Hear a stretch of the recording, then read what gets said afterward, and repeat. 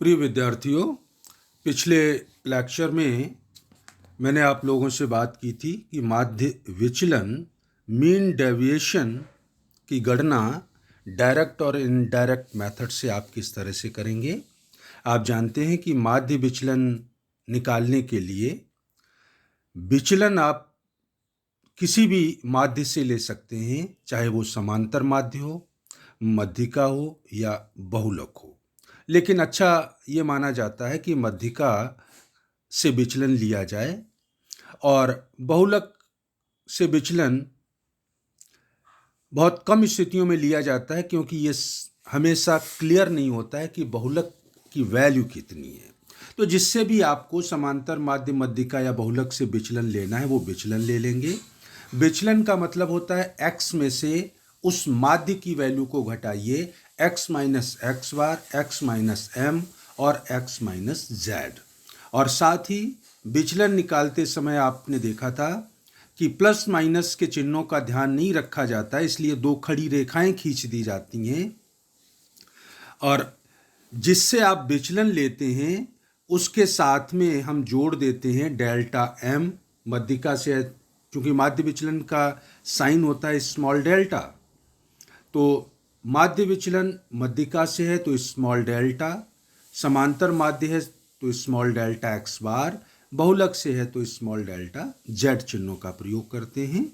साथ ही कॉफिशिएंट अगर आपको निकालना है तो आप जानते हैं कि जो माध्य विचलन है उसमें फिर हम उसी माध्य का भाग एक बार और लगा देते हैं जिससे कि हमने विचलन लिया है।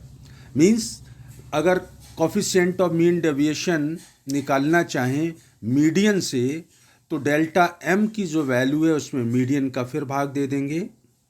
अगर समांतर माध्य से है तो delta x bar upon X bar हो जाएगा और डेल्टा जेड अपॉन जेड हो जाएगा। इंडिविजुअल सीरीज में आपने देखा था कि जो विचलन आते हैं डेल्टा एम, डेल्टा एक्स बार, डेल्टा जेड, उनका टोटल करेंगे और n means number of items का भाग दे देंगे।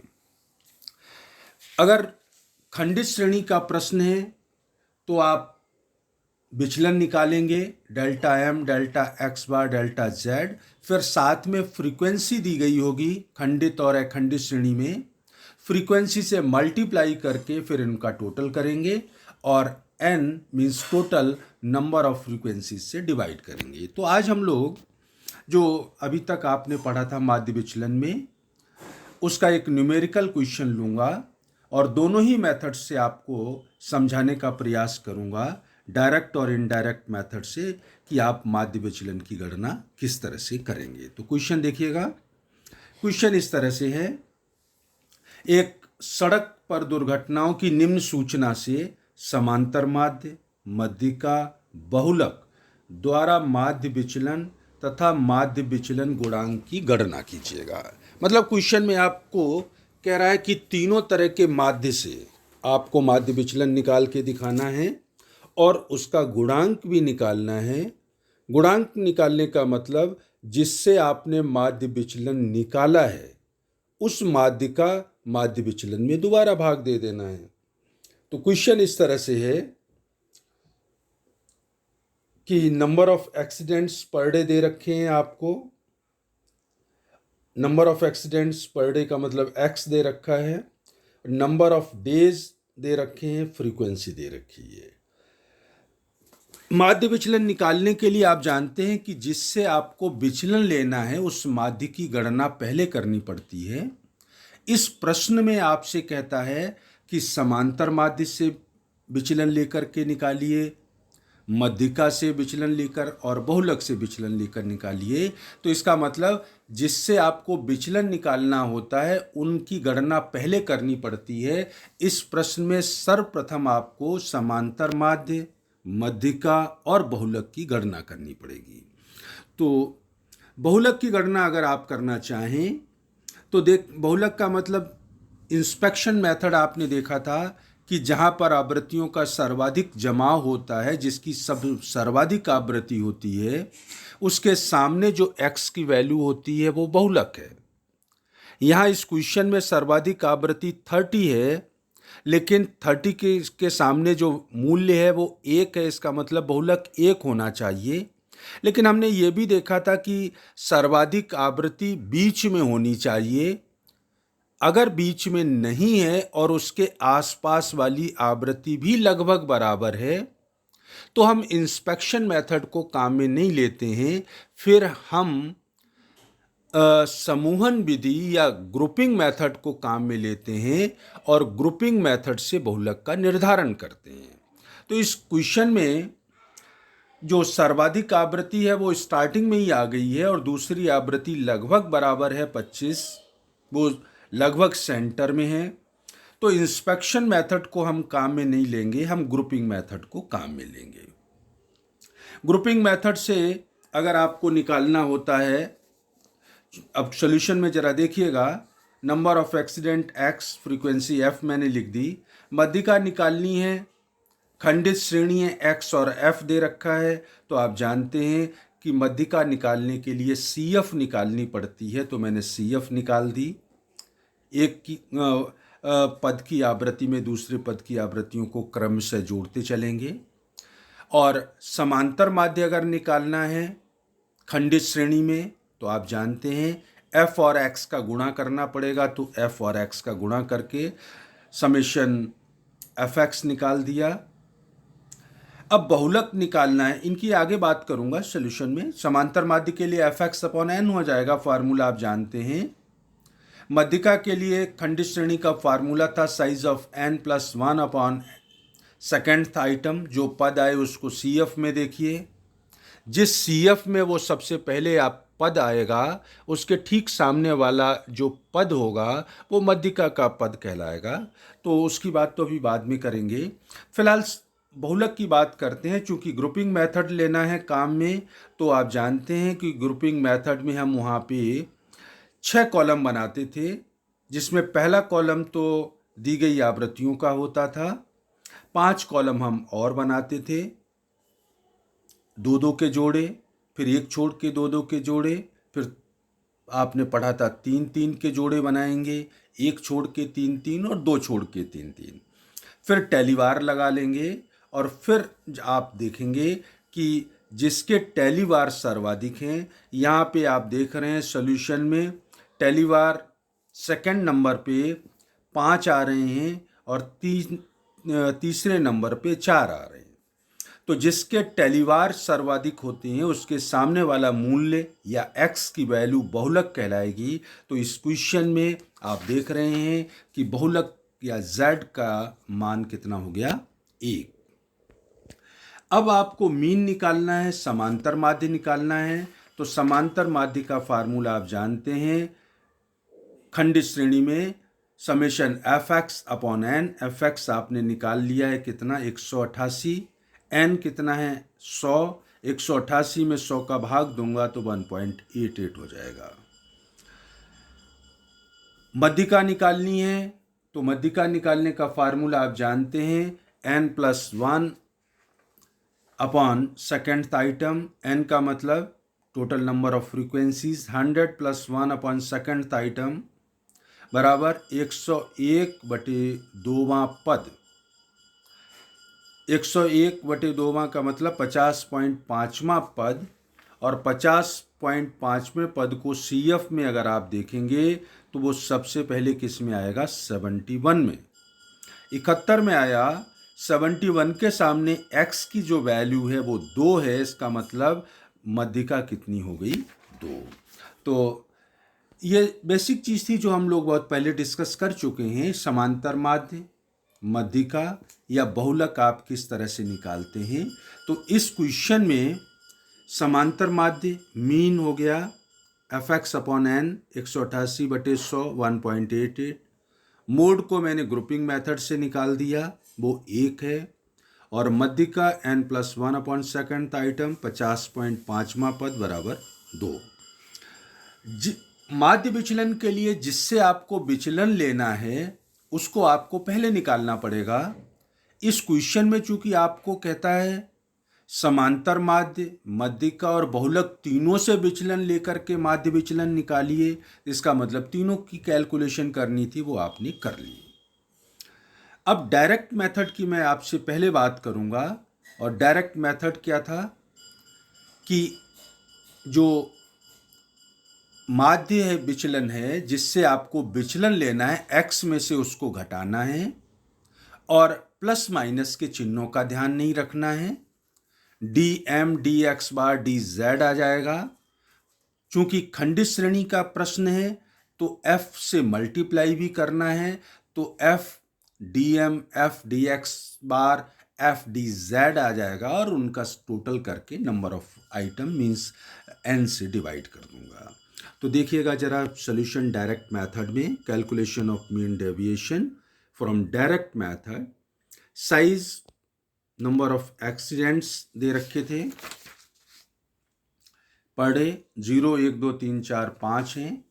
फ्रीक्वेंसी आपको क्वेश्चन में दे रखी थी, वो मैंने एज इट इज लिख ली। और अब देखिएगा तीनों ही से माध्यों से विचलन निकालना है, समांतर माध्य, मध्यिका और बहुलक से। तो फ्रॉम मीडियन, और मीडियन की गणना हम पहले कर चुके हैं। मीडियन कितना है? 2। डेविएशन निकालिए मीन से, वो मीडियन से, और मीडियन है 2, इग्नोरिंग प्लस माइनस साइन, या आप इसको यूं भी कह सकते हैं कि x माइनस 2। 0 में से आप 2 घटाएंगे तो माइनस का नहीं लिखेंगे, 2 ही लिखेंगे, इसलिए 2 खड़ी लाइनें खींच देते हैं। D deviation from mean ignoring plus minus sign. जो खड़ी स्ट्रेट लाइनें खींच रहे हैं वो क्या बता रही हैं कि आपने प्लस माइनस के चिन्हों का ध्यान नहीं रखा है। तो 0 में से 2 घटाया 2, 1 में से 2 घटाया 1, 2 में से 2 0, 3 में से 2 घटाया 1, 4 में से 2 2 और 5 में से 2 घटाया 3। ये आ गया डेविएशन फ्रॉम मीडियन। अब चूंकि खंडित श्रेणी का प्रश्न है तो आपका फार्मूला जो था उसके अकॉर्डिंग विचलनों को आवृत्तियों से गुणा करना है। तो f का मैं मल्टीप्लाई करूंगा एफ डी एम, एफ जो डी एम आपने विचलन निकाला है उससे मल्टीप्लाई कर दीजिए। तो फ्रीक्वेंसी पहले कॉलम की 16, विचलन 2, 16 into 2 32, 30 into 1 30, 25 into 0 0, 14 into 1 14, 9 into 2 18, 6 into 3 18। Total deviation का टोटल कर दिया, समेशन एफ डी एम 112। ये तो हो गया मध्यिका से विचलन। अब समांतर माध्य से लीजिए विचलन। समांतर माध्य में निकाल चुका हूं, 1.88 है। इसका मतलब x में से 1.88 घटाना है। तो 0 में से 1.88 घटाया 1.88, 1 में से 1.88 घटाया तो 0.88, 2 में से 1.88 माइनस किया तो 0.12, 3 में से किया तो 1.12, 4 में से किया तो 2.12 और 5 में से किया तो 3.12, ignoring plus minus signs. D X bar आ गया और फ्रीक्वेंसी का इसी तरह से मल्टीप्लाई कर दिया तो आ गया एफ डी एक्स बार, और उसका टोटल कर दिया समेशन एफ डी एक्स बार 112.96। अगर बहुलक से विचलन लेते हैं, बहुलक आपने निकाल रखा है 1 है। इसका मतलब विचलन के लिए डी जेड लिखेंगे और 2 लाइनें खींच दूंगा और x में से 1 घटाना है। बहुलक का मान 1 है तो 0 में से 1 घटाया 1, 1 में से 1 0, 2 में से 1 घटाया 1 और इसी तरह से 3 4 5 में से घटाया तो आपने 1 2 3 4 लिख दिया। डी जेड में f से मल्टीप्लाई किया तो एफ डी जेड आ गया, इग्नोरिंग प्लस माइनस साइंस, और वैल्यू आ गई 120। डायरेक्ट मेथड का फार्मूला था फ्रॉम मीडियन के लिए delta m is equal to summation f D m upon n, वो आपने निकाल रखा है 112। n का मतलब टोटल फ्रीक्वेंसी से होता है तो 1.12। कॉफिशिएंट ऑफ मीन डेविएशन अगर गुणांक निकालना है, कहा है प्रश्न में, तो coefficient of mean deviation from median, तो आप जानते हैं डेल्टा m अपॉन m आएगा, जिससे विचलन लिया है समांतर माध्य मध्यिका या बहुलक से, उसका दोबारा फिर भाग लगा देना है माध्य विचलन में। तो माध्य विचलन मध्यिका का था 1.12 और मध्यिका की वैल्यू थी 2 का भाग लगा दिया 0.56। मीन के लिए delta x bar is equal to summation f D x bar upon n, वो वैल्यू थी 112.96, 100 का भाग लगा दिया। कॉफिशिएंट निकालना है तो 1.13 में समांतर माध्यिका फिर भाग लगा दिया 1.88।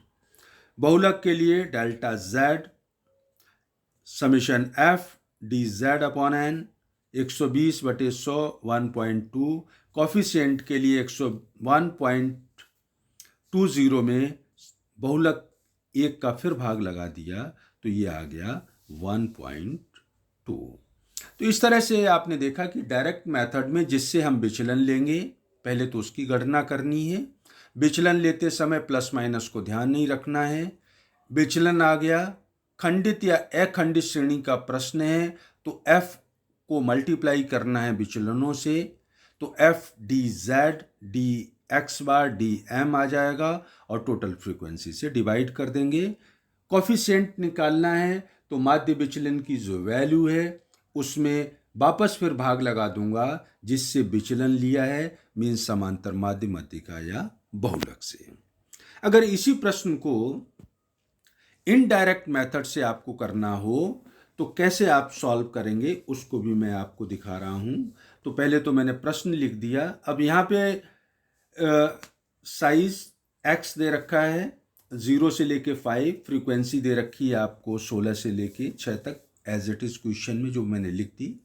सिर्फ आपको एक कैलकुलेशन करनी पड़ेगी, समांतर माध्य मध्यिका या बहुलक वो तो आपको निकालना ही पड़ेगा। कहने का मतलब जिससे विचलन लेना है उसकी गणना तो करनी ही पड़ेगी।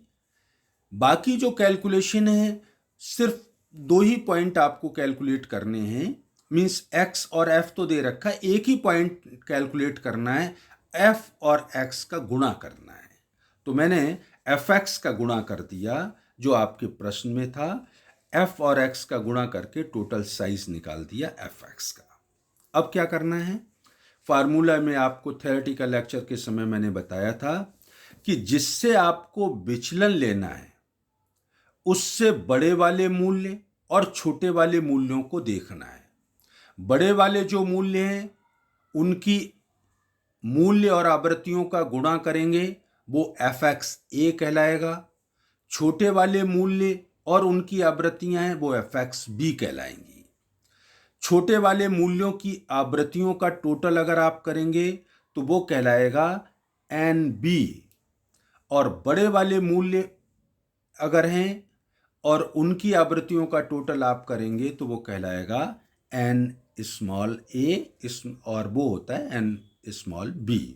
कहने का मतलब आपको x और f दे रखा है, एक ही कॉलम में और बनाऊंगा fx का, जिससे विचलन लेना है उसकी गणना तो आपको करनी ही पड़ेगी। इस प्रश्न में समांतर माध्य मध्यिका और बहुलक तीनों से गणना करनी है तो वो पहले निकालना पड़ेगा और मैं निकाल चुका हूं। समांतर माध्य 1.88 है, मध्यिका 2 है और बहुलक 1 है, वो तो निकाल चुके हैं अपन। अब आपको देखना यह है कि जिससे विचलन लेना है मुझे, उससे बड़े वाले मूल्य कौन से हैं और छोटे वाले मूल्य कौन से। बराबर का अगर कोई मूल्य है तो उस मूल्य और उसकी आवृत्ति को कंसीडर नहीं किया जाएगा, वो छोड़ दिया जाएगा।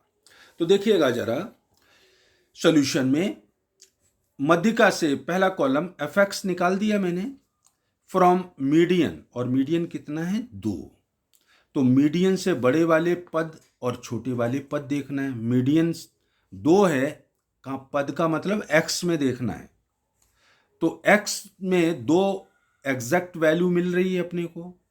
इससे छोटे मूल्य कौन से हैं, 0 और 1। 0 और 1 छोटे पद हैं, इनके एफएक्स का जो टोटल होगा वो कहलाएगा एफएक्स बी। बी का मतलब बिलो और ए का मतलब एबव। बड़े वालों का एबव, छोटे वालों का जो योग होगा वो बिलो कहलाएगा। तो दो से छोटे जो पद थे 0 और 1, इनके एफएक्स को देखिए। एफएक्स कितना है? पहले वाले का 0, दूसरे का 30, तो दोनों का टोटल किया तो समेशन एफएक्स भी कितना हो गया? 30। छोटे वाले मूल्यों की आवृत्तियों का टोटल करेंगे तो नंबर जो विलो हैं एन वी, आवृत्तियां कितनी है? 16 और 30, टोटल हो गया कितना? 46। तो एन बी कितना आ गया? 46। मध्यिका से बड़े वाले मूल्य कौन से हैं? 3, 4, 5। 3, 4, 5 की एफएक्स का टोटल कीजिए। वो कौन सा टोटल है? 42, 36 और 30। अगर इनको आप जोड़ेंगे तो बड़े मूल्यों का योग है, और बड़े मूल्यों की आवृत्तियों और मूल्यों का योग एफएक्स ए कहलाता है। तो समेशन एफएक्स ए हो गया 108। इनकी आवृत्तियों को अगर जोड़ दूं बड़े वाले मूल्यों की, तो वो कितनी है? 14, 9 और 6। तो ये क्या हो गया? एन ए, बड़े वाले मूल्यों की आवृत्तियों का योग, ये हो गया 29। तो जो मध्यिका 2 थी उससे बड़े मूल्यों की एफएक्स का टोटल किया, छोटे मूल्यों की एफएक्स का टोटल किया, बड़े मूल्यों की कुल आवृत्तियां, छोटे मूल्यों की कुल आवृत्तियां। इसी तरह से सेम प्रक्रिया समांतर माध्य और बहुलक के लिए अपनानी पड़ेगी। बड़े मूल्यों का एफएक्स समांतर माध्य के लिए देखिए, समांतर माध्य है 1.88, तो 1.88 कहाँ आएगा? 2 से नीचे आएगा। 0 और 1 के बाद और 2 से पहले आएगा, तो इसका मतलब एफएक्स ए 0 और 1 का ही आएगा। तो जो ये छोटे वाले मूल्य हो जाएंगे, तो एफएक्स बी हो गया इसका 30, और आवृत्तियों 2 ही आइटम है तो 16 और 30, 46। 1.88 से बड़े वाले मूल्य कौन से हो गए? ये मूल्य हो गए 2, 3, 4, 5। तो 2, 3, 4, 5 के एफएक्स का टोटल करेंगे 50, 42, 36 और 30, तो ये हो जाएगा समेशन एफएक्स ए 158। और इनकी आवृत्तियों को अगर आप जोड़ देंगे बड़े वाले मूल्यों की, तो 25, 14, 9 और 6, तो ये होगी कितनी? 54। इसी तरह से बहुलक के लिए अगर करना हो तो बहुलक कितना? 1 है, तो 1 से छोटे वाले मूल्य, 1 से छोटा तो सिर्फ एक ही है 0, और इसका एफएक्स कितना है? F x b. छोटे के लिए एफएक्स बी आता है तो 0, और फ्रीक्वेंसी एन वी कितना है? 16। और इससे बड़े, एक से बड़े कौन से हैं? 2, 3, 4, 5। तो बड़े वाले मूल्य और उनकी आवृत्तियों के गुणनफल का योग summation FX A, that is 158, और फ्रीक्वेंसी का टोटल एन ए 54। तो इनडायरेक्ट जब मेथड होता है तो आपको सबसे पहले जिससे विचलन लेना है वो माध्य निकाल लेंगे, एफ और एक्स का गुणा कर लेंगे। बड़े वाले एक्स जिससे विचलन लेना है उसकी जो वैल्यू है उससे बड़े वाले मूल्य, उनकी मूल्य और आवृत्तियों का टोटल अलग कर लेंगे, छोटे वाले मूल्य और आवृत्तियों के योग का अलग कर लेंगे। बराबर वाले मूल्य हैं उनकी एफएक्स या फ्रीक्वेंसी को छोड़ दिया जाता है। फार्मूला तीनों के लिए कॉमन होता है, सिर्फ अंतर इतना होता है कि लास्ट में जब मल्टीप्लाई करते हैं, मल्टीप्लाई उससे करेंगे जिससे हमने विचलन लिया। मध्यिका से लिया तो into M into x bar into Z. तो देखिए, अगर डेल्टा एम निकालना है तो फार्मूला आपने लिखा हुआ है समेशन एफ एक्स ए minus summation F x B minus bracket में N A minus N V into M upon N. F x A का मतलब बड़े वाले मूल्य और उनकी आवृत्तियों के गुणनफल का योग, छोटे वाले मूल्य और आवृत्तियों का योग एफ एक्स बी हो गया माइनस एन ए, बड़े वाले मूल्यों की आवृत्तियों का योग माइनस एन बी छोटे वाले मूल्यों की आवृत्तियों का योग इनटू एम अपॉन एन का मतलब टोटल फ्रीक्वेंसी। तो इस क्वेश्चन में अगर आप देखें मध्यिका डेल्टा एम मीन्स मध्यिका से जब आप निकाल रहे हैं तो एफ एक्स ए कितना था 108 minus f x b 30 minus n a 29 minus n b 46 मध्यिका 2 थी डिवाइडेड बाई 100 और वैल्यू आ गई इस तरह से सॉल्व करने पे 1.12। अगर बहुलक वो समांतर माध्य से निकालें तो फार्मूला तो सेम ही रहेगा, मध्यिका की जगह एक्स बार से गुणा हो जाएगा और बहुलक अगर होगा तो एक्स बार की जगह जेड आ जाएगा। तो एफ एक्स ए minus f x B minus n ए minus n b into x bar upon n. तो 158 बड़े मूल्य और उनकी आवृत्तियों का गुणनफल minus n a 30 minus 54 n a n b 46 into 1.88 divided by 100 और सॉल्व कर दिया 1.13। तो इस तरह से आपने देखा कि माध्य विचलन के लिए सर्वप्रथम जिससे विचलन लेना है उस माध्य की गणना करनी पड़ेगी। यहाँ तो तीनों से ही पूछा था तो तीनों की गणना आपको करनी पड़ी। फिर विचलन लेंगे तो D M D x bar D Z लिखेंगे, दो खड़ी लाइनें खींच देंगे क्योंकि प्लस माइनस को इग्नोर करना होता है। अगर खंडित और अखंडित श्रेणी का प्रश्न है, अखंडित का है तो अंतर इतना ही होता है कि वर्गों से मिड वैल्यू निकाल देते हैं और प्रश्न खंडित का बन जाता है।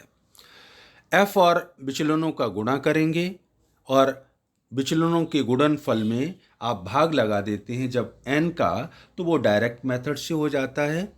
इनडायरेक्ट मेथड है तो एफ एक्स आपको सिर्फ निकालना पड़ेगा। फिर आपको देखना है कि हम जिससे विचलन लेने जा रहे हैं उससे बड़े वाले मूल्य कौन से हैं, छोटे वाले मूल्य कौन से हैं। बड़े मूल्यों की आवृत्तियों का गुणनफल एफ एक्स ए, छोटे का एफ एक्स बी, बड़े मूल्यों की आवृत्तियों का टोटल एन ए, छोटी की आवृत्तियों का टोटल एन बी हो जाता है। और फार्मूले में इस तरह से वैल्यू रख करके आप माध्य विचलन की गणना कर लेते हैं। जब गुणांक या कॉफिशिएंट पूछता है तो डेल्टा एम का मतलब मीन डेविएशन फ्रॉम मीडियन, माध्य विचलन मध्यिका से निकाला है तो मध्यिका का उस जो माध्य विचलन है उसमें मध्यिका का भाग लगा दूंगा।